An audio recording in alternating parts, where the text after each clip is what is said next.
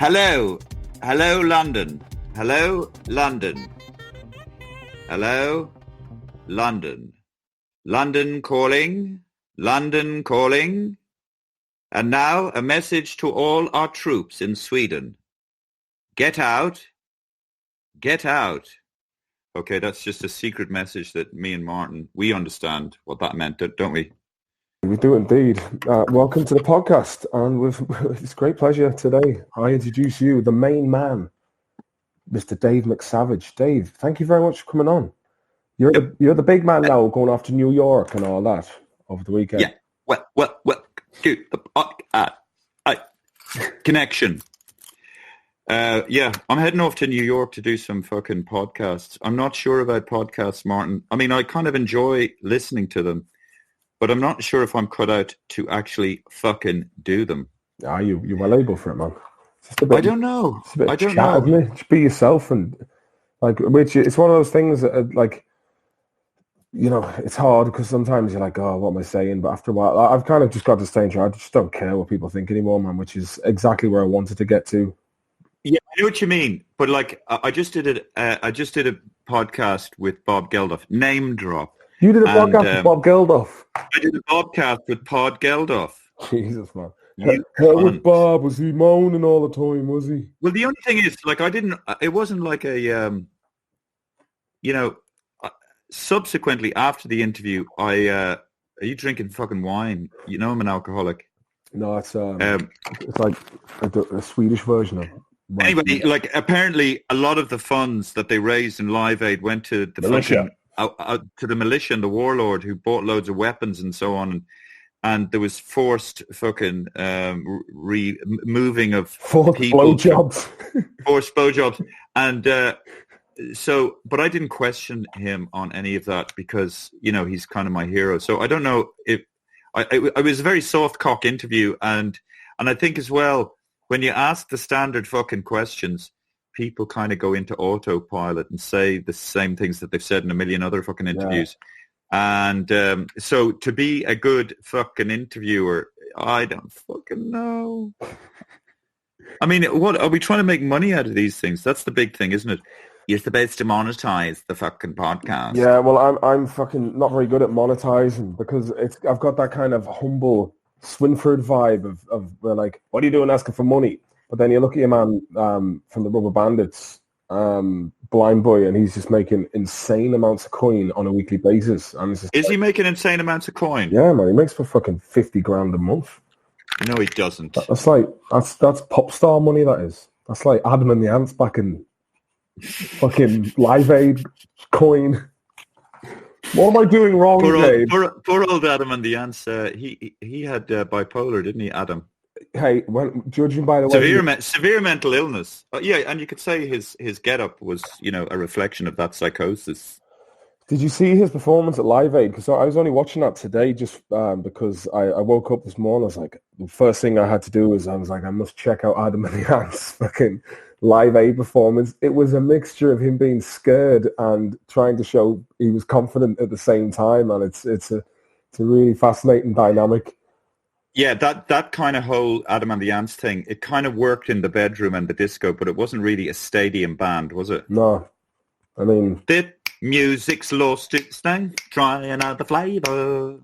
Yeah. Do you remember the whole controversy with Russell Brand and Jonathan Ross at the time when they had Andrew Sachs, yeah, Manuel. Yeah, his granddaughter, she was like one of these, I don't know what they're called, like satanic lesbian sluts or something like that. I don't know what. And she had sex with Russell Brand. Yeah, I think half of London did back then. Yeah, you've probably had sex with Russell Brand. We just space docked. Hey, it's funny, Blind Boy, what's his name? Blind Boy. Boat Club. The kind of thing, first of all, I find it difficult to connect with somebody who has a fucking bag over their head. I do myself, man. I do. I mean, number two, he's not blind. Number three, he's not a boy. Number four, he's not of the streets. He's a well-educated guy playing a character. And he's really smart, but he uses the street cred to, so there's a lot of stuff going on. But, I get confused because I do get jealous when other people get successful. So maybe that's really what's going on. Yeah, I get Man. that. But it's Yeah. how the kid's gonna eat. Oh yeah, like I'm just 3 weeks away. Well, a week away from constantly financial oblivion. Yeah, but that's the way it is. Do you see that? I think like as I had a good conversation with Owen about yourself and ourselves, and like we said earlier on, we're definitely cut from the same cloth. And like I remember you years ago when I lived in, like, my sister Trisha used to speak highly about you. Patricia Maloney, her name is, and she used to go to what you call it, the International. Yeah, she would have been there back in the day, and she went to the Gaiety. She worked in Hobart years ago in the cafe in Ranelagh, red hair girl. But she's one of the funniest people I've ever known. She never got into comedy, but she was always saying that like herself and yourself and myself would have had the same brand of humor. And I remember seeing you back in Temple Bar, probably about 2002, 2003, and you just were going. That was the best. I mean, what you did, like no one else was doing that, and I haven't seen anyone else do it. Like live busking and taking the piss out of members of the public. Yeah, it was a funny thing to do, isn't it? When you think about it, risky. It was really risky. It was. Yeah, it was. Yeah, it was. But the thing is, in Ireland, it's part of the culture to take the piss out of people. So it kind of worked in Dublin. Didn't work so well in Australia. They got very, very offended. What are you saying, mate? I'm going to king punch you.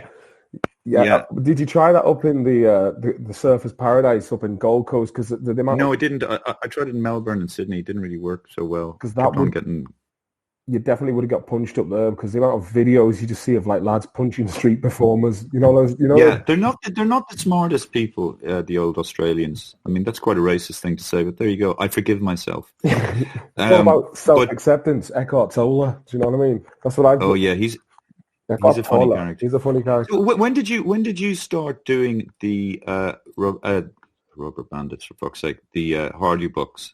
When did you start doing that? We started in 2007, but a piece of trivia was our very first live performance. Well, not our very first live performance, but our first kind of like major foray into the world of like paid performance. Even though it was a very modest fee, we supported the Rubber Bandits in the Academy in the Bulmer's International Comedy Festival.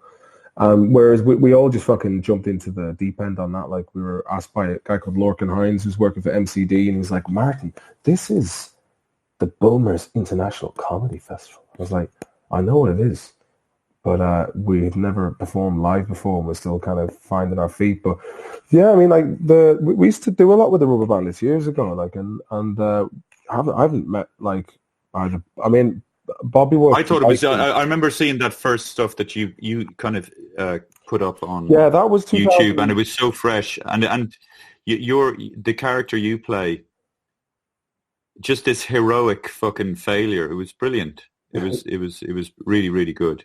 And I know that. Yeah, then you start working with other people, and they want to put their cocks into the creative process, and that always creates a problem. And actually, that's the great thing about just what we're doing now, or even that's what I really like about Instagram. I joined 2 months ago. Yeah, you're flying it already. Well, it's just, and you're on it as well. But it's like a computerized version of street performing. Yeah. Because you don't have to work with people. I mean, obviously, you do need to work with fucking people to keep the quality and all that. But just the idea of having to go to a commissioning editor, having to go to someone else for permission to be fucking creative, it's soul destroying. It's I've used that example. It's like having a brush in your hand and a canvas on the wall and ringing somebody up, can I paint? And it'll do your fucking head in. So I'm really enjoying Instagram and just creating sketches specifically for that format and building up a fucking audience. Although I was talking to your mate Owen, and he says, like, I mean, he's got 80,000 fucking. He's been at it. He's been playing the social media game for a long time. I remember. Yeah, but he's saying that, but there's a really small core out of that 80,000 that will that you can transpose into actually buying tickets. So obviously he reckons it's 5 to 10,000 that, but still you can kind of make a living Yeah, absolutely.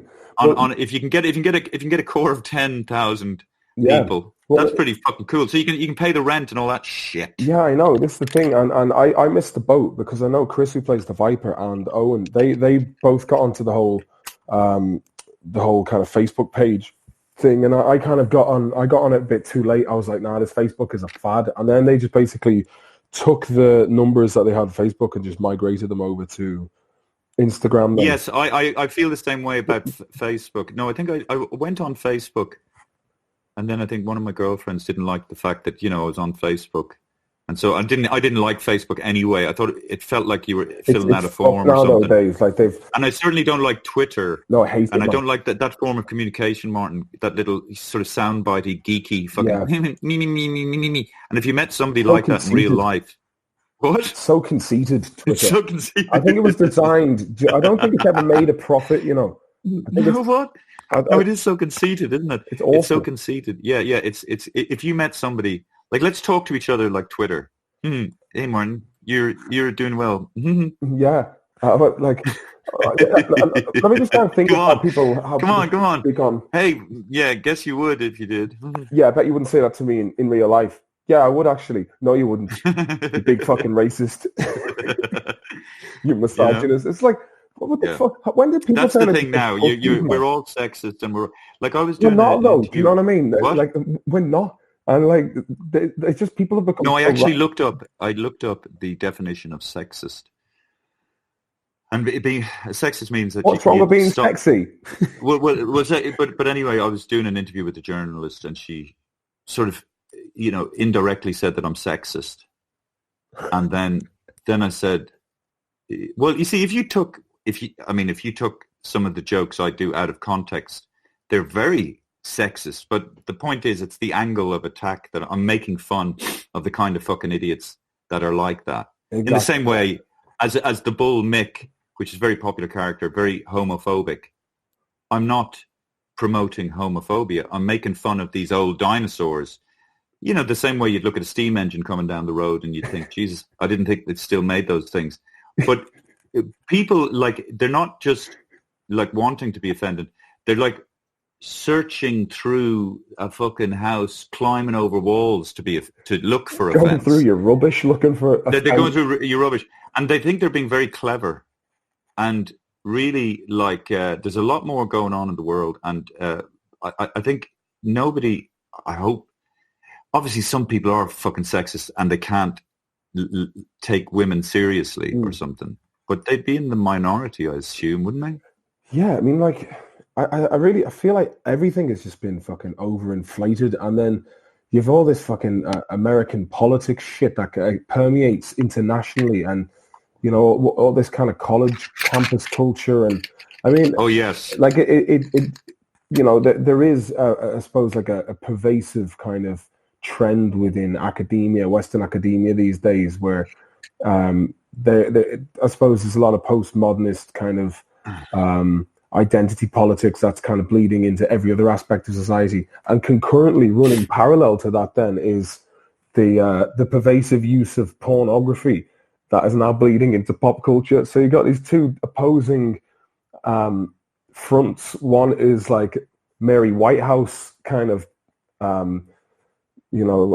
book, or like 1980s burning heavy metal kind of album mentality, coupled with like just desensitized pop culture that's just promoting women just twerking their asses in front of a camera all the time. Yeah, I know what you mean. Yes, yeah. And it's but I think that time of the Me Too thing, it certainly, I think it made me kind of look at myself and how I am around women. So I think it was a good fucking. I think it was a good thing. It was a good thing to happen. But I certainly know that, like, you and I, we don't know what it's like. We don't have the perspective of women. I mean, and it's on the spectrum, if you know what I mean. There's sort of a low level kind of intrusiveness, just a look or a way of talking or whatever that they have to deal with on a daily basis that we don't have to deal with. And then at the end of the spectrum would be sexual assault. But do you know what I mean? Like, so it is, and also, if you are a bit sexist and then suddenly you become aware of it, or you're told, or you're shown how you have been sexist, it's a difficult thing to admit. Mm. You know, it's kind of a bit embarrassing or something. Whatever the fuck off. Yeah, Cunts. I mean, I just think I think people are too busy just trying to keep themselves in. I think basically, if you're a good person, which most people are, I think basically you have like a strata of. If you break it down, you have like the top 5% are fucking psychos, and that goes into a very different degree of like absolute fucking Patrick Bateman, American Psycho guys working in the financial sector. Yeah. To like.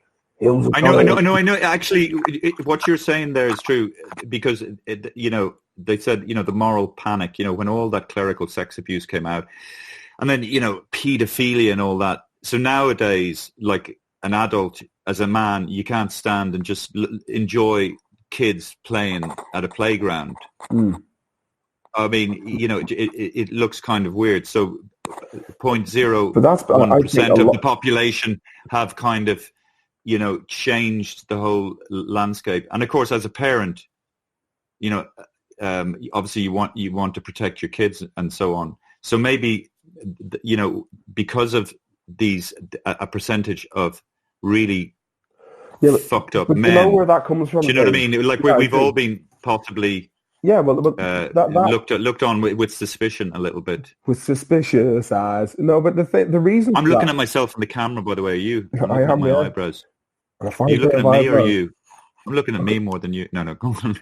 Sorry. The thing is, right, all that suspicious, like going into like if there's kids around going, oh, don't look like a nonce. That's because of years and years of sensationalized tabloid stories.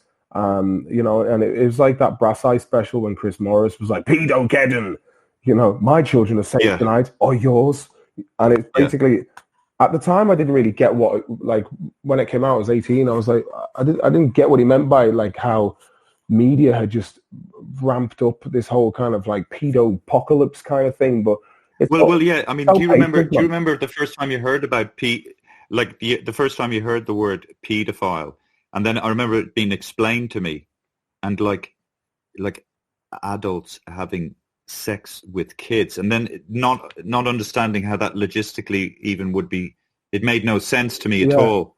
You know, but it's fucking awful. Just fucking awful. Yeah. Well, I don't know. Is that what you're saying, that you just didn't understand, couldn't get your head around it? No, I mean, I think basically because it just was, for some reason, like every time you'd open a tabloid paper, it was like, oh yeah, you know, and it was putting it into people's consciousness, and then it kind of came to a level where people were just on their guard all the time, like And I think it's part. But I guess as a parent, I'd rather be on my guard, absolutely, and be wrong, and be on me than not be on my guard, and have some guy coming over and babysitting my kids. Yeah, I mean, like, but it is a fucking shame, because, you know, being able to pick kids up and hold them and hug them and kiss them and all that kind of thing, it's all a bit like, it's kind of sad for the kids, and it's sad for everyone, man. I mean, it's basically, it's sad because like a healthy society, I'm sure, would have their own, like, okay, like I'll give you an example. There was a guy who used to live up the road from us when we lived in England, a guy called Arthur, and he was involved in like the parish of this church we went to in England, and he was always coming around asking girls, oh, do like this is a single man in his, like, you know, late 50s, and dressed like a classic nonce. You know, he had like hold all bag that was a fold up kind of one, pair of like national health glasses, a flat cap, and a weird like Mac, and he was like, oh, does you know, he was asking about my younger sister, going, does Erin want to go to majorettes? And my mum was like, no, she's all right. And then turns out, he was done for fiddling kids. And but back then, people kind of knew who the weirdo, who the guy was. There was always a guy in a village hiding in bushes and having a wank or something.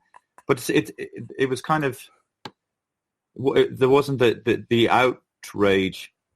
Well, I don't know. Am I? Well, it was am I getting sentimental about those times? Well, it was that's not good. Well, Ricky Gervais did a bit about that, didn't he? Where it's like, he was talking about like, oh, there's the local pedo, and it was like, but I think it's basically it was the way it was handled in the public conscious was a lot more subtle.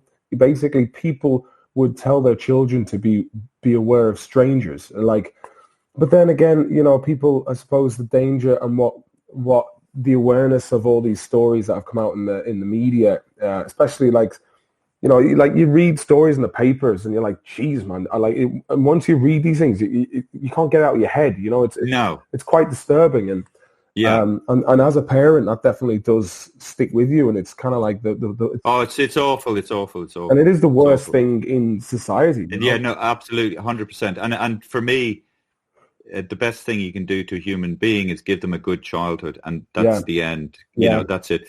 Hey, what's it like in? I remember being in Helsingborg in Sweden. Yeah, and then going into the countryside, and I mean, there's boredom, then there's rural Irish boredom, and then there's fucking Swedish boredom, and that's on a level. The quietness. It's quite, and if you're not Swedish, it's a big culture shock, isn't it? Mate, very conservative, very quiet, very keep to themselves kind of vibe. I'm glad you asked. Very ordered. Like Dave, I live in Stockholm, which is like, it is a capital city, and I think Stockholm would consider itself the capital of Scandinavia, but of course they would, because it's like Stockholm. This is the best.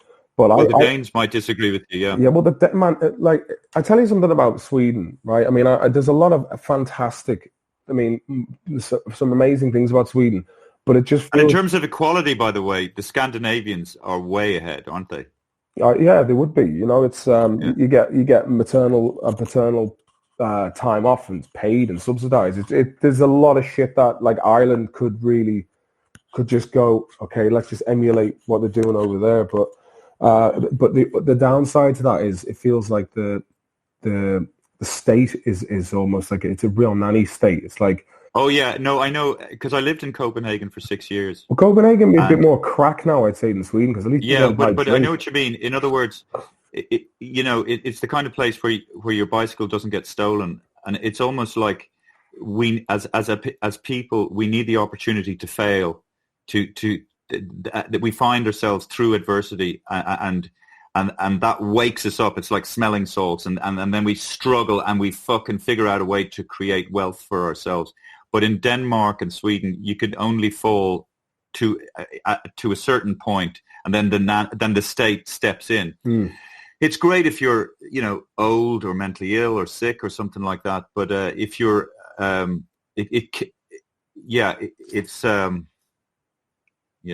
think you need the opportunity to fail. And I'll tell you something else, Dave, right? I mean, Ireland is a fucking shambles when it comes to just the government. I mean, all the housing crisis, the HSE, it's just everything is fucked, man. And you can fail here quite happily, yeah. They'll let you fail. But they'll be go up there and have a good failure for yourself. yeah. But the thing is, there's something that I think it unites the populace in the fact that they can get together and complain about things together. It's like, the pipe, the water's gone again. A fucking donkey fell into the treatment center there, and now everyone's got cryptosporidium, and it's like, It's funny, as you're talking like that, I understand why the Hardy Bucks was so successful, because, I mean, you're Irish, but how long did you grow up in England or whatever? About 13 years. So you were kind of like an alien from another planet looking at the Irish in a way. Like you had that angle or that view on. Not really. Like, in some ways, yeah. I mean, I suppose. I mean, because when we were in England, like we were treated like we were Irish. We hung out in Irish centres, and we used to go to other Irish families, and there was a lot of. I was only thinking about this the other day, like how many different Irish families were in, because obviously we went to like a Catholic primary school. When did you go? When did you go to England? Well, I was born in England, but my parents, they're both from Swinford, probably far out relations, and they went over, they met in Swinford at the dance hall, and then they moved to London, and they were working in London. My dad was in construction. My mum did like various kind of jobs, and then when we went back to my parents divorced, and then my mum just decided that maybe Ireland would be a better future for myself, my younger sister. My two older sisters were old enough to kind of do their own thing. But as a 13-year-old, I started school on my 13th birthday, and I remember school in Swinford. Like school in England was like state of the art. It was like a proper, like it was good crack. I actually enjoyed going to school because it was massive and it was a good laugh. And you used to take a bus there, and it was like a proper like, oh, I'm a big boy now. I can ride the bus. And then I just went to school in Swinford, and it was kind of felt like it was a 1950s Alabama secondary school. It's just like, that's what I mean, Martin. Like, so you had that. So kids of your age, they grew up in that culture and they didn't question it.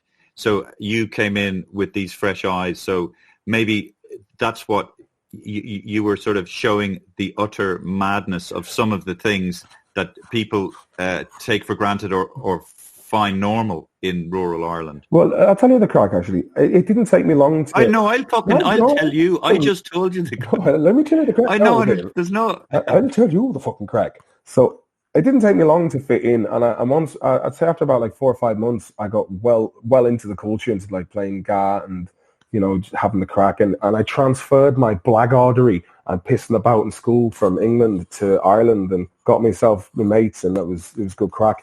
Chris Tordoff would have been a bit, he definitely was a bit more Anglified than I was. Like for him, he definitely seen like Swinford. And again, he adjusted as well, and he got into it. Which one? Who's that now? He's the guy who plays the Viper. But, the Viper, yeah. Ultimately, what it boils down to was the fact that there was fuck all to do as a teenager in Swinford other than standing on street corners, which is very similar to how I was going to say about when you were busking in Temple Bar. You have all this, I mean, because we used to just hang out on the street corners, or else we play football or like knock on doors and run away and all that kind of shit. But you just go to the crossroads of the town and you'd be looking at cars going towards Ballina, cars going towards Dublin, people in town, and you just stand there and you'd be taking the piss and you just non-stop take the piss, go, well, look, I know, yeah, and it's brilliant. And you'd make names for people. You know, people had like, and we had like little code language and all this kind of stuff. So it just went from, and then obviously it's magic. I know it's alchemy. It's brilliant. Yeah, making something out of nothing, and we were so bored that we coined these like. I know what you mean, but like, you know, the normal drudgery, the everydayness. I remember me and a mate of mine, you know, like people on the bus, and they'd stop, and everybody has their public transport. Everybody has their public transport faces on, you know, and then like at 12 and 13, we'd just go up to the windows and just go, you know, like that, and just and it was the funniest thing ever.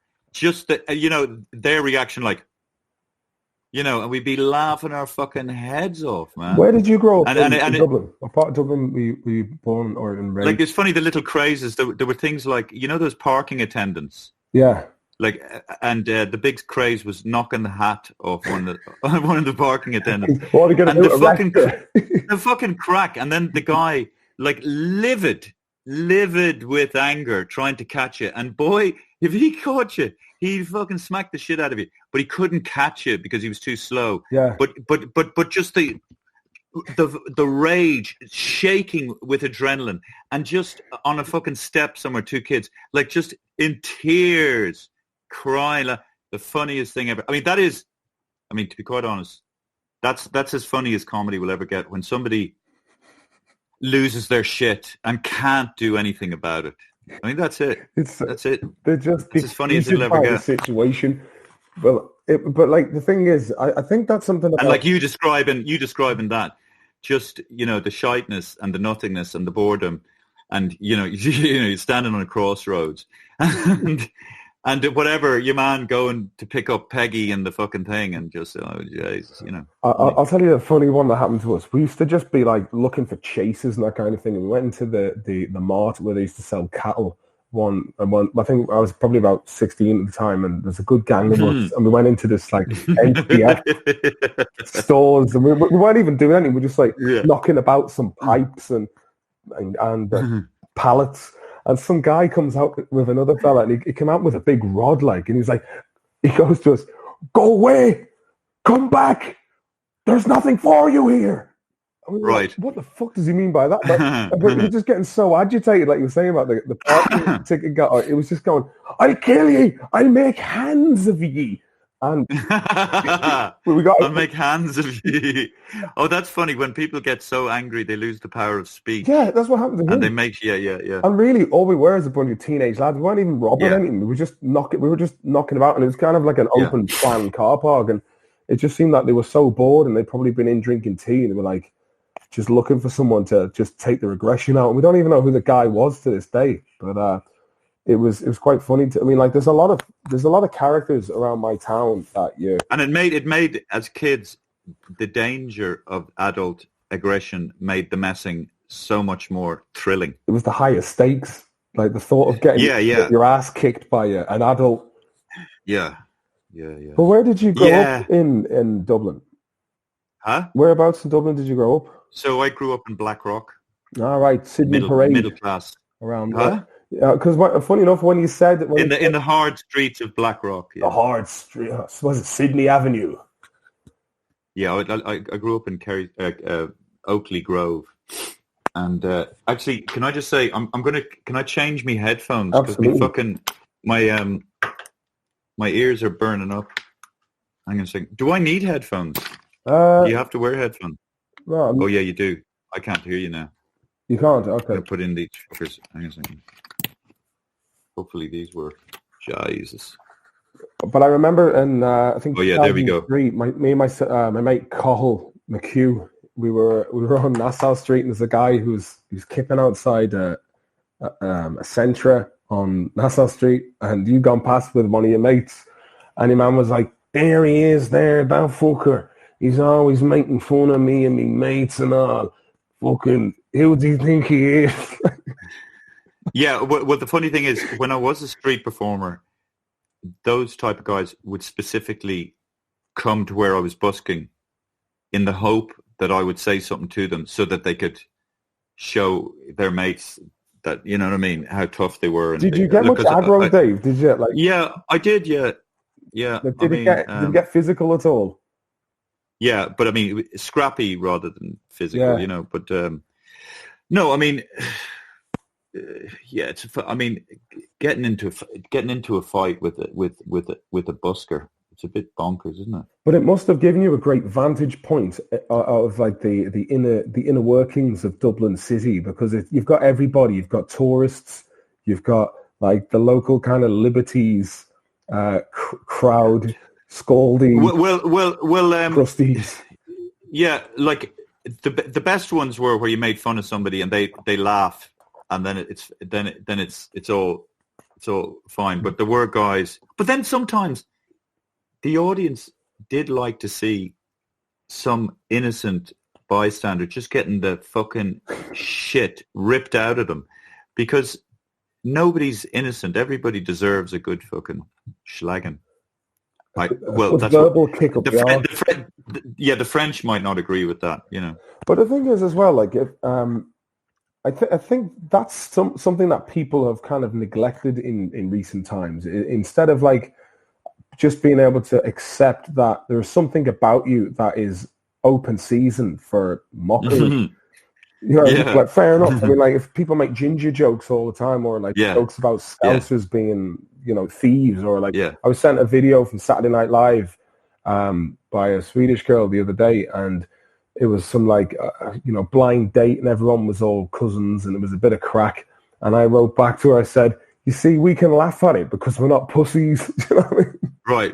And it's just like, and what I meant by that, it's just like, it's that kind of attitude of being like, yeah, sure, the laugh is on me.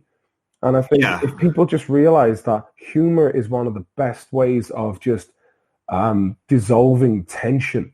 Like, so. Well, usually when people are complaining about people or comedians, what they're really saying is they don't find the jokes funny, you know.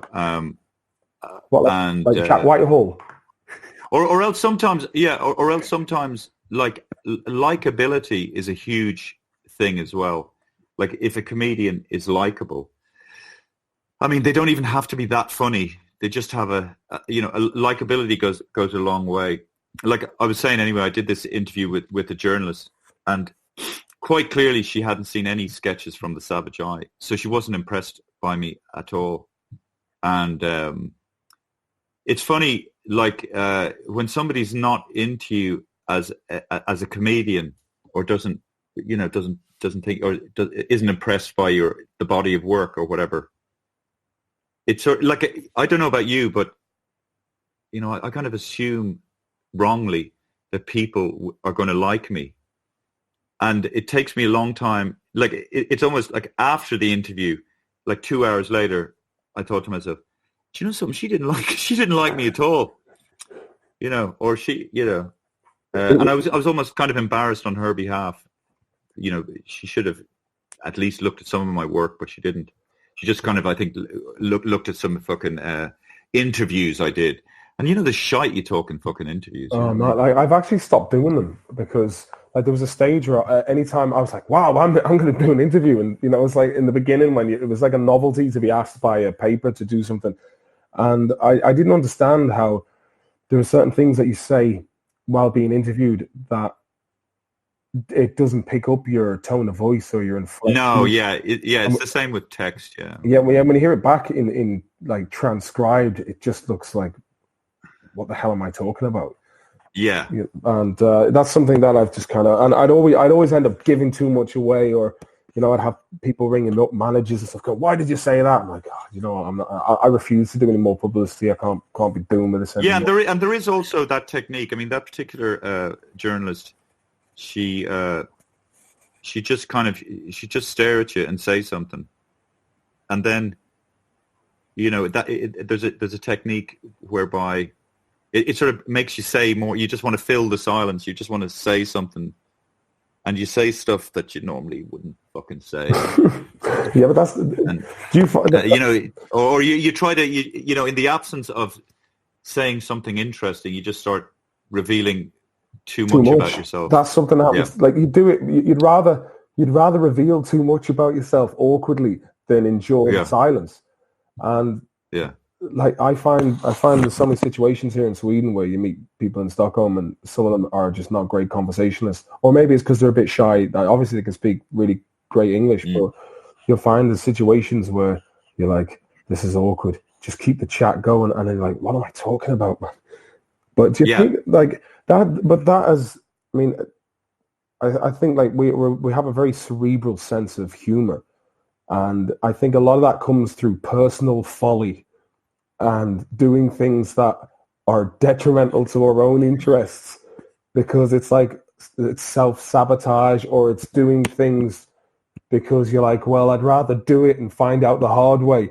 It's a kind of curiosity. I do have a self-destructive streak, and I guess that's why I liked. That's what is so liberating about street performing, or maybe just being on that Instagram thing, whereby I mean, you can tell people to go fuck themselves, because most people, there is you have to remember, like if people sense that you have an aspiration to do something that is out of the ordinary, or something that they wish they could have done but they didn't take the risk and they went for the easier, softer option that's more financially stable, there's a kind of low level fucking resentment or jealousy that they would be in denial of, and so and that would reveal itself in kind of that kind of stuff.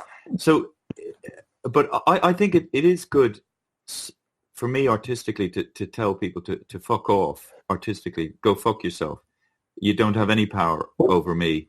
I mean, yes, I might be poor and I can barely make the rent, but at least I have integrity. Yeah, but artistic integrity. Yeah, but that's why it is quite liberating for me to have that Instagram and to have that true line, direct line to an audience. But then again, sometimes you're telling people to fuck off because they don't they don't like your comedy, and in a way, like I am quite lazy. Like I got into comedy because I didn't like working, and I'm not one of those comedians who writes a new show every fucking year or every 2 years, like Tommy Tiernan, David O'Doherty, I don't know, other people like that.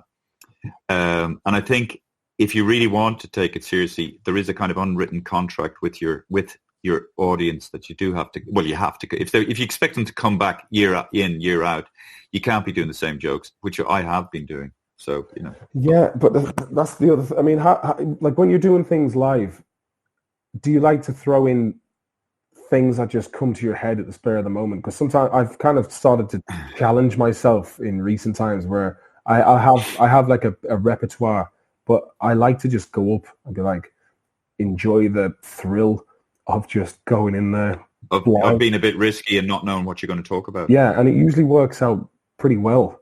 Or sometimes it's great. But I kind of, it's just the idea of doing the same thing over and over and over and over again. It's like running around a running track and doing laps. It's just like, oh God, it's so boring. I just sometimes. Yeah, the only thing is though, yeah, that is true. But like I was over in London recently and I was trying out new material, and you come off stage and you overhear, I didn't like the Irish guy that much, you know what I mean? Because I'm trying out new material. But if I'd gone on and done old material, tried and tested, I would have killed. But artistically, I would have felt dirty. But I mean, yeah, I've said it so many times, like, well, and I've been told so many times by people I do respect that I have to change the material, man. And I'm trying to do that, but not really super seriously. But like, do you find sometimes, like over here in Sweden, for example, I kind of feel like I'm not very inspired. I don't meet people on a daily basis who I can bounce off and have the crack. Like as soon as I go back to Ireland, I'm hanging out with people like Owen or the other lads who or just people like just people like from like there's so many funny people. Like they're literally 10 a penny hilarious people in Ireland, but they've never entertained the idea of getting up on stage and being funny on stage. And then what do you do? What do you do? Do you do stand up in Stockholm? No, not really. I play a lot of live music though. Oh, do you? Yeah, I subsidize the. I've been playing a lot of music lately. And music was always something I wanted to do more so than comedy, but I was always a funny bastard as well as. And what's the next? I mean, are you guys going to be working together again and doing stuff? Hopefully, yeah. I mean, I was actually considering. I'm thinking of just sitting down and being like, "Fucking, I'm going to write a new episode, a new series of Hardy books," and just do it. I mean, because usually. Oh yeah, and I mean, just yeah, because in fact, if the other lads were on board, I mean, you don't need much. No, you don't. Do you? You see, like yourself, it's focus is something that I kind of, I'll start one project and I'll be like, oh, now I'm going to do this. And then after a couple of weeks of that, I'm like, oh, I'm going to go back to this. And then I've just got a shitload of projects. And I might go back to something going, that was pretty much done. So hopefully soon everything's just going to come together and be like, grand. Like, and I'll do fuck all for the next 5 years and just make this stuff. But for me, I suppose I need to just stop relying on other people. It's kind of, and just kind of take ownership of it myself and be like, right, if you want to get this done, then you have to trust in yourself to do it. And I suppose like when I was working with the other lads doing like the Hardy books, it was like we had like me and Chris and Mike were like the producers and writers of it, and then there's the other lads. And then, I kind of moved to Sweden. I was like over here by myself, and you're kind of waiting on things to happen in Ireland. And now I'm going back and forth to Ireland a lot more. I feel like I definitely have more of a handle on like the live. I mean, I'm really enjoying doing the live stuff of late as well. So I'd like to just start touring. Like, and what about Swedish women? Are they Scandinavian women? Are they stunning? They're not bad. Yeah, they're a nice assortment of ladies, all right, and they're Can you show us? Can you show us some of them? Do you have any of them there in your? No. I'll take a laptop into town. It's like, here, do you want to meet Dave? Yeah. It's Friday night after all. 5 o'clock somewhere, right? No, I remember going to Copenhagen, yeah, and just being stunned by the, that length of bone and just the Scandinavian look. It was incredible. They're a well-nourished bunch. Yeah. Like I remember when I first came the first time I was in Copenhagen when I was on the way to Sweden, my mate Alan was like, they're loaded, the Scandies, they're all loaded. And I was like, how can so many people be so wealthy? And then when I came to Sweden, like we'd be invited to apartments and houses and just like, wow, these are just like regular working class people, but they're all flying it. They've all got country houses and yeah, they've got good standard of living. Yeah. Yeah. But it's funny because I don't really have any. I mean, I'm actually going to make an effort to get into, like, I've done stand-up here a couple of times, but it's basically open mic stuff, and I just find it too boring to. Sometimes you'll get crowds who actually enjoy deliberately not laughing just to put the. And saying that though, there's some awful shite stand-up comedians. Do you mean like a Battle of the Acts or Battle of the Bands kind of yeah, thing? You'll do these spots, and I was just thinking, like, once you do it in Ireland and you're getting paid for it, and then you find yourself back at square one, it's just like, I'm like, I have fucking better shit to be doing than this. Yeah, I must say though, it's so in me, the whole stand-up comedy. I just need to do it all the time.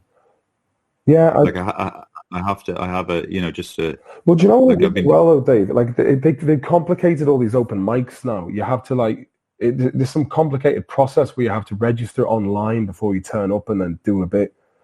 And it's probably very simple, but I was just like, yeah, couldn't be asked.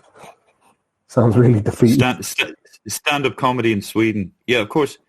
Oh no, there was some Swedish comic actually over in London. I can't remember his name. He's very good, actually. Yeah, what was it? Tommy, blonde guy. Tommy, who? Yeah, blonde guy. Yeah. Yeah, he is good actually. I can't remember his second name. What's his name? Tommy Vassell. No.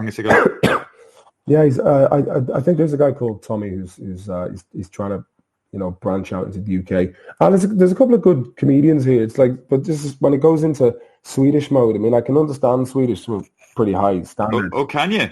Yeah, I mean, it's ja, det är ganska bra med svenska. But Jesus. Well, yes, as they'd say. But yeah, it's when you have to sit through it and understand, like, you've got to translate it in your head as it's going along, and it's kind of, after a while, my brain just feels tired. I'm like, I want to go have a pint and go home. Yeah, but, I'm looking up that guy. I can't find him. Yeah. Oh no. Oh, what? Oh, no, that's Owen Colgan. Des Bishop. I'm following Des fucking Bishop. Jesus. He's doing well for himself, man. He's over in China now. He's doing very well for himself now, isn't he? He's absolutely flying now. He's flying it over. It's funny. I remember hanging out with Des. Right, here's a good one. I think across the road from the International, there's an ice cream place, and you know the way, women complain about how guys are quite wolfish, and that but Des, very handsome dude, model, looks like a model, and looks like when he walks into. He looks like he came out of a box, and me and him, and just seeing how women react to him, it's quite extraordinary. And like, literally, they were kind of jumping up, and like the body language, it was out of control, and just to that must be quite something to get that kind of level of reaction as a dude, as a guy. I've never really got that. In fact, I was talking to Bob Geldof, and he was saying the first gig he did in Dunleary or something back in the 70s, like some girl came up to him and said she wanted him to screw her. She wanted him to screw her. And it was such a fucking revelation for him. Like, literally fucking half an hour ago, no interest, goes on stage. He's a rock. And it was at that moment, he knew he wanted to be a rock and roll star. But it is, I remember a guy called John McDonough, he said, sex is fame for normal people. Like, in other words, when you do eventually connect with the woman that you've been fancying for ages, and you get to the point where you're both taking off each other's clothes, and, it is a fucking amazing feeling. It's like winning an award. Yeah, I suppose it But is. you'd be getting lots of female attention, I assume. You can't. Yeah, I suppose. Oh, of course, they'd love the red hair, wouldn't they? Yeah, and I remember when. Do they? Do you know? Do you know? It's funny. A guy lived next door to me. What was his name? Can't remember. It's Alan. Alan, big fucking mullock, a big mullock, a big muck, a big lump of shite from fucking Mullingar. A bullet Nice dressed guy. as a man. A bullet dressed as a man. Nice bloke, actually, Alan. But big fucking head in him, and big red hair. And he'd be walking up with Mexicans and Brazilians. They fucking loved him because he was exotic. Yeah. To us, common, but to them. So is that the crack? Do they love your red hair and the whole thing? Yeah. They do, I guess. Well, I'll tell you something which was... I'll tell you something. Go on. Don't be modest. Don't shut down on me now. I'll tell you something. When I fucking came over here, right, first time, I came over here when I was 20. Mm-hmm. And my mate Sasha, he goes to me, "Oi, Martin, we're on the ferry leaving Eos in Greece, which was fucking a mad spot." And he goes, "I'll tell you this, mate. When you go to Sweden, the women are going to love you, mate." And I was like, "Me? Why me?" And he wasn't wrong. As soon as I came to Sweden, it was just like, wow. I've never been to Stockholm. You mean you couldn't? It was the female attention. It was like you were a rock star. Or yeah, something. I remember I went to this nightclub and I was seeing. And folks, now you know the reason that Martin is sitting in Stockholm. Sorry, go on, in a nightclub. Yeah. Yeah, but I was seeing 3 girls and all 3 of them turned up and met each other while I was with them at the same time, and I was like, shit, this is going to be awkward. And I just was like, all right, I'm just going to introduce them all to each other. Yeah. And I ended up going out with one of them for 2 years after that. Then I was like, I guess the way she handled it, I was like, yeah, I think that's the woman for me. So amazing. Yeah, but I was like, this is going to go tits up any second. But I remember when I went to Japan. Oh, being a taller guy, there was for the first time, it was like they were really into me sexually, or they found me very attractive, and it's the best possible feeling. Yeah. Are you yawning? What happened there? No, I was just putting this snooze into the. What's that? That's features. It always features regularly on this podcast. It's a tobacco product that you stick on the. They should sell this shit in Ireland, man. But for some reason, are you advertising that? Well, I mean, put it this way: they're better for you than what you're doing now. So but I mean, you are advertising it. Is that well, right? I'm not getting paid for it. No, maybe I should. I'll spearhead some movement to bring snooze to Ireland. No, I will eventually stop these fucking things. But if you want to get into snooze, there's actually a website called Nordman where you can get them delivered to Ireland. But I don't know if they're any good, but I think you can get them. I think that's what a lot of Swedes do if they're stuck outside Sweden, or else they get. Are there any Swedish women, do you think, looking at this podcast? Will they be listening to it? But I don't. I doubt it. Would there be any Swedish women in their late 20s, early 30s with daddy issues who are into 53-year-old men from Ireland? You know what? If there was ever a podcast where you would find that kind of demographic, I'm sure it's a podcast. Yeah. Who's not very good. If they're into guys who are, self-absorbed, narcissistic, and not really good in relationships. Oh, for fuck's sake. Yeah. Okay. Tell me this, Dave. Is it true that you're Ryan Tubridy's cousin? Yeah, he's my first cousin. What was he like growing up? He was a nice kid, actually, Ryan. The weird thing about the Late Late Show, it's like... it's surprising that it's still there, isn't it, really? It is. Considering sometimes how the hell is this a thing? But he's a nice bloke. Has he ever had you on it? No, I think he would be. Yeah, I mean, I would have probably wanted to be on it maybe 10 years ago or something, but I have less than zero. Same with me. That was always like. I was on it anyway with Pat Kenny. That was great, actually. Yeah. I remember the first time I was on the Late Late Show. That was incredibly scary. Yeah, just to be on the Late Late Show, and to be the focus of Ireland's attention. for that It was time. incredible. Yeah. Yeah. Pat Kenny, you know what? I have to say, He was very, very, yeah, go on. yeah, he's sound. I met him a couple of times. Very sound, yeah, very nice guy, yeah. Yeah. Good at his job, and kind of square, but, in a good way. Like, I mean, I remember seeing him interviewing Pete Doherty. Oh yeah, and I liked the fact that he didn't have a fucking clue who Pete Doherty was, or he was polite to him and all that, but wasn't super impressed by the whole Pete Doherty thing, and it was kind of quite sweet the way I don't know, it was just kind of, so Pete, you have your guitar.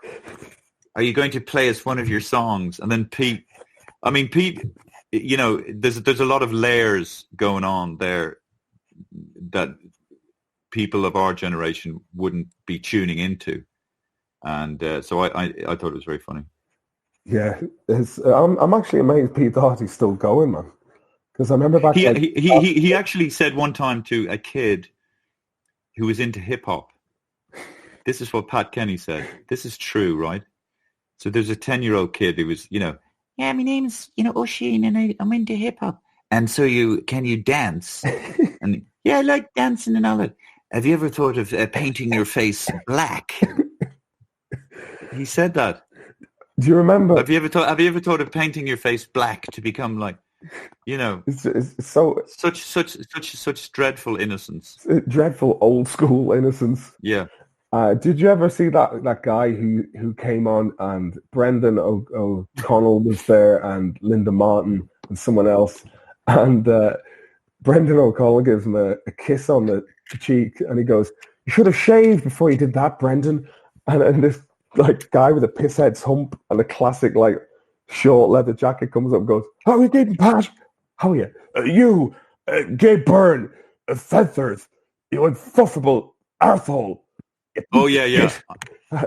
I know that guy. I actually interviewed him for the Savage Eye. You did? Yeah. Oh, no. Actually, was he the guy? Did he come down from the audience and stand in front of Pat Kenny? Yeah, and I think the week after he drove his car through the reception or something. Yeah. But there was that other guy who was giving out to Pat Kenny as well, going, "You're pontificating, and you're up there. Yes. Shame on you." Yeah, that's right. Because there was a time when they were, at the height of the Celtic Tiger, he was getting almost £1 million a year for his. Crazy money, isn't it? And when you think of it, you get about 3 Good Hardy Books series out of that. Yeah. And well, anyway, listen, Martin, you, me, Oisin, we have to work on stuff. Little sketches. For just to keep the fucking dream alive, I'd love to do that with you. Well, I should know in February and March, that'd be awesome. I mean, yeah. Well, I'm back on. I'm back at the end, in the middle of March. So if you're around March, so how long are you going for? You heard it here, folks. Yes. How many people listen to your podcast? I was doing pretty well. It was and then it kind of everything else. I just needed to take a couple of weeks off because I was back in Ireland for a few weeks, and I suppose there's been a lot of stuff going on in my own personal life, which I just kind of needed to just take a chill for a while and recalibrate everything. Are you talking about that publicly or what? I don't know. No. Fair enough. Fuck that. Yeah. But anyway, no. Let's do that. When you're over, we'll all meet up, and because it what I love about it's the immediacy of the Instagram. You hire a fucking camera guy, sound guy, and you're away. And it's guerrilla filming. But it's renewed my kind of passion, excitement, and passion for just doing it for the sake of doing it, and that's it. Just like a carpenter, you go in, you do your thing. But you have a crew, Dave. Do you know what I mean? You have someone who, when inspiration hits you, it's like, grand. Now I know what to do. And these guys. That's what I miss working with Tordoff, the lad who plays the Viper. We haven't done anything for years, and he's probably one of the only people in the world where I'll get a very nuanced, emotional feeling about something, and I know that he's going to be able to get I know exactly. Yeah, I know exactly what you mean, and you can't write it down. And when you explain exactly what you just said to someone, you get this kind of and then it makes you question. The idea, but the idea, there's a magic there, and let's just fucking stick the camera and we'll get something of it. Yeah, And he's very. and you have to just like you said, when you have a connection with that fella who gets the sort of magic, and what you think is obvious, by the way, isn't obvious. Like what you think is clearly fucking obvious. So a lot of people, most people, wouldn't be on the same page at all, you know. And also because they're not on the same page, they kind of resent the possible glimmer of fucking magic in your eyes, and they want to stab the bubble of your potential greatness. That's what. Do you ever think about, like, let's say the Irish or the world of Irish television and the options for people like of our, let's say, our kind of caliber of comedy, that it's not mainstream enough to make someone money, so therefore you're kind of in some ways like. No, I think it is. I think it is. I think what the Hardy Bucks do, or what I do, like if I was really serious about it, you know, like getting a crew and getting a production company and, you know, working. But, you know, at the moment, I'm happy enough to sort of just dip my toe back into that world through this Instagram thing. How many series of Savage Eye did you do? We did 4 series, 6 episodes each series, and about 35 sketches per episode. So it was a lot of work. We did about, you know, you do a year of preparation in terms of doing vox pops with people, sitting around a table with Pat McDonnell, Dermot McMurrow, John Calleary, and the 2 directors had input as well. And so, but it was, yeah, because it was a kind of a documentary, like each episode would ask a question. But actually, I'm kind of archiving a lot of the best sketches on Instagram, and I haven't seen a lot of those sketches in 8 or 9 years, and they stand up still today. Some of them, yeah, they do. And so it's really, it's kind of really cool just to, and then, you know, it makes you think, oh, actually, I'm not shit, you know. Yeah, sometimes, like, how do you? Because I know that I have a lot of clips, obviously, like 12 years of stuff I've done, but what do you do? Do you just like download them and then email them to your phone, or what? What's the? Yeah, no. So I rip them from YouTube if they're on YouTube, and then they go into a .movie file, and then I put that on the timeline of Final Cut Pro, and then you send that to your download box, you edit it, and then you transfer it to your fucking phone, and then from your phone you upload it to Instagram. It's quite time consuming. No, it sounds time consuming, but there's no way of avoiding, to achieve anything worth anything, you have to work your bollocks off. Come on, Martin. Do you know what? That's you have to work your bollocks off to the point where you're obsessed about the thing that you're doing. You have to get obsessed. You have to get obsessed. That's the only thing you can be thinking about. And fucking hard work, sweat. Toil. And because if you don't do it here, you know, the government isn't going to intervene and say, there you go. Hello, Martin. Here's some money for being a fucking asshole. The government is going to say, hey, look, hey, you're in the fucking gutter, exactly where you should be, you dumb cunt, you know. Yeah, because I was thinking, I was like, a lot of people have been doing it. I was like, I've got a lot of funny shit there that could go back up and get another lease of life up there on Instagram. They could get another lease of life also because, like, I look on my insights, like, so that the demographic is kind of 18 to 35, like, so 80% would be that age group. So most of them wouldn't have seen those sketches that I'm putting up. So it's reestablishing my comedy credentials with them and then introducing new sketches, you know what I mean? Yeah, the new sketches mixed in, I think that's just like it's a great way of getting content up there and keeping it fresh at the same time. Nice denim shirt, by the way. Thanks very much. Got that in Urban Outfitters in Dublin a couple of years ago. It's holding up well. You know what you're getting with Levi's. Hey, well, listen, I have to get ready because I'm shooting a sketch tomorrow, and then I'm flying off to New York on Sunday. But but hopefully, well, we will if we have the will and the wherewithal. We'll meet up in March. Yeah, yourself, myself, awesome. And Owen. Are you going to be over in New York for a couple of months? No, I'm going to be there for a week, and then I'm coming back. And then I've got a few gigs, and then I've hopefully got a gig on a film which is shooting in Morocco. Oh, nice. And that would be 3 weeks, and that will be finished at the middle of March, if I get it, which I hope I do. It's funny, Dave. The dog managed to hear that in the other room through my headphones. That whistle you just did. He'll stop barking now and end up going daft. But we were on. It was great to see you in gold. We were both in that film. Oh Jesus! Oh yeah, were we? Yeah. Oh yes, you were. You were the guy who was given the main character the steroids or something. Stegs. Are you Kenny? Yeah. That depends who's asking. I wanted to channel Liam Cunningham. Like, do you know Liam Cunningham, the actor? He speaks like that. And I started doing it. It was a nice little film, wasn't it? It was a nice little film, yeah.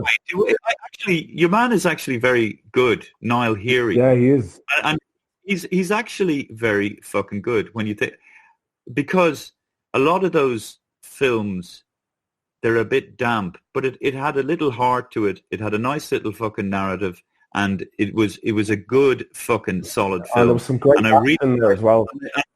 Yeah, I hope that fucking got, because I bumped into Niall there the other day in Tesco, and look at me, an Irish person giving another Irish person a compliment, but he's fucking good. I hope he gets his shit together.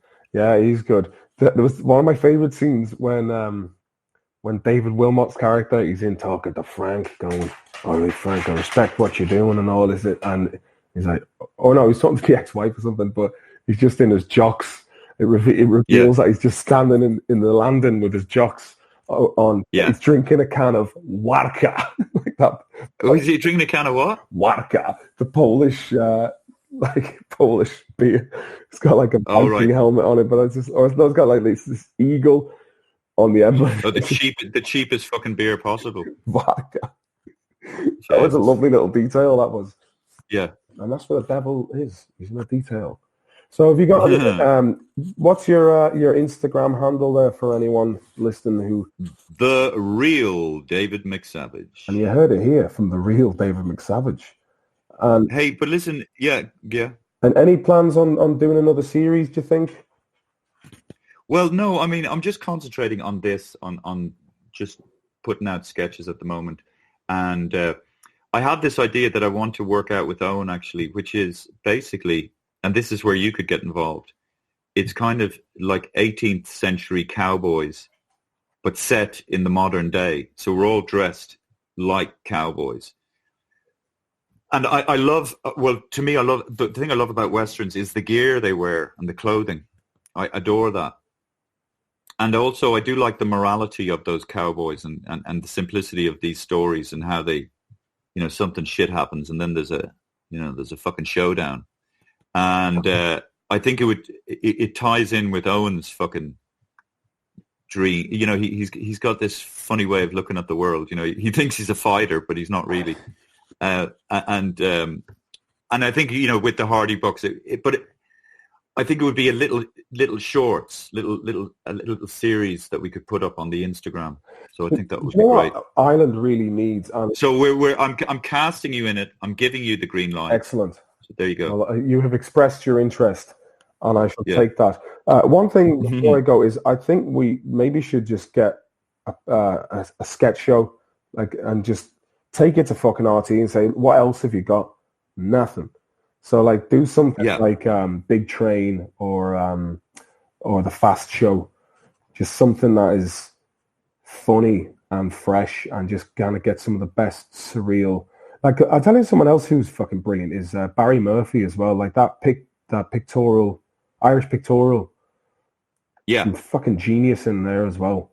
So some of Barry's stuff, some of Barry Murphy's stuff, definitely when he's in flow, there's some fucking brilliant shit. He's got definitely, yeah. there was one episode where it was like you did with that Richie Kavanagh piss take. That was one of the funniest things I've ever seen. Oh yeah. Do you ever punch a woman? Do you ever punch a woman? Do you ever punch a woman in the face? Well, that was Richie Kavanagh. I think I saw him up in the ploughing championships. And did you ever? No, what was it? Did you ever ride your mother? No. Did you ever ride? No, do you ever ride your? what was it? Did you Did not you write ever your get the mother? feel? Did you ever get the feel? Did you ever get the feel of a fiver? Oh yeah, the feel, yeah. And so, did you ever? And just that horrifically clunky ending. Did you ever bite a Jew? No, did you ever bite a Jew? And it's a horrible thing to have to sing in front of an audience. By the way, did you ever bite a Jew? Seaburger, and then did you ever punch a woman? And how the fuck is he going to get out of this one? You can't get out of that one. Did you ever punch a woman? Did you ever punch a woman in the face? Where did you get the costume for it, Michael? Brilliant. Yeah, but that's one of the most viewed things on the Instagram page. Man, I watched it about 10 times in a row. Yeah. Oh, man. But look, Dave, man, enjoy New York. And thanks very much for coming on. And yeah, give me a shout anytime you just want to break comedy balls. I like the way the podcast, sometimes you forget you're on a podcast. It just turns into like it's just a chat between two mates. No, but that's the way it should be.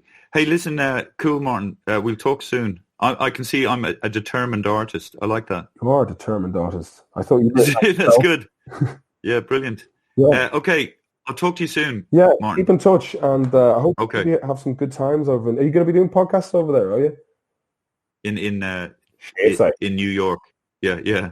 And are they your own podcast, or are you going to be guests on other people? Yeah. No, I'm doing my own podcast. I'm interviewing a guy called Norman Finkelstein, who wrote a book called what's it called? The Holocaust Industry. It's a very contentious book. Yeah, I know the guy. And obviously, do you? Yeah, well, no, yeah, he was. I remember seeing like there was a thing on YouTube where he's just in front of a whole load of, I think, Israeli people. He's like, they're all just like freaking out at him, and I was like, what's going on here?